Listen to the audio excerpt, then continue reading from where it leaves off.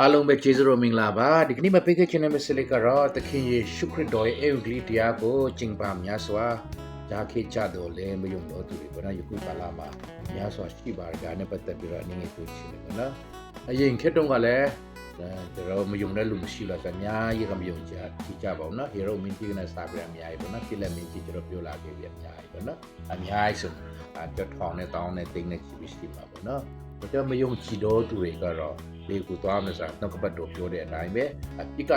ဒီအခါတည်ချင်းတရားဖြစ်တဲ့အတွက်ယေရှုခရစ်တော်ရဲ့ကေတင်ချင်းတရားကိုမယုံဘူးဆိုတော့ကျွန်တော်ငရေပြသွားမှာဖြစ်ပါတယ်အဲ့တော့မိမိအရင်တုန်းကတော့ဘာဖြစ်လဲဆိုတော့မိမိအပြစ်ကြောင့်ကေတင်ချင်းမိမိရဲ့အပြစ်ကြောင့်အပင်ငရေကိုသွားမှာဖြစ်တယ်အခုတော့အဲ့လိုမျိုးမဟုတ်ဘဲနဲ့သခင်ယေရှုခရစ်တော်ရဲ့လက်ဝါးကားတိုင်းကေတင်ချင်းတရားကိုအင်္ဂလိပ်တရားကိုကြားခေပြီးဆိုတော့တင်ရအခြေအနေကဘာလို့တင်နေကျွန်တော်အခြေအနေကပြောင်းတော့မှာဖြစ်တယ်ဘာလို့လဲဆိုတော့ကျွန်တော်အဲ့ဒီကေတင်ချင်းအင်္ဂလိပ်ရဲ့ကေတင်ချင်းတရားဆိုအင်မတန်ကြီးမြတ်တယ်ဘာလို့ဆိုတော့အသက်ဆွရွေးနောက်ကေတင်ချင်းလည်းအသက်တောင်ပေးတာအဲ့တော့အဲ့ဒီအရာကိုမယုံကြည်ခဲ့ဘူးဆိုတော့အဲ့ဒီအရာအဖြစ်ပဲအပင်ငေးတော့မှာဖြစ်တယ်တခြားကြောင့်မဟုတ်တော့ဘဲနဲ့အပြစ်ကြောင့်မဟုတ်ဘဲနဲ့ကျွန်တော်တို့ကကိုယ့်ရဲ့မယုံကြည်မှုကဒါကျွန်တော်ကိုဆွေးချတော့မှာဖြစ်ပါတယ်အဲ့တော့ယခုကာလမှာလည်းဒီလို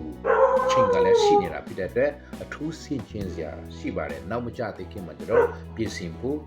ဖြစ်ပါတယ်အရောက်စစ်တိုင်းမှာပြန်ပြီးမှကြည့်ပြပါစီ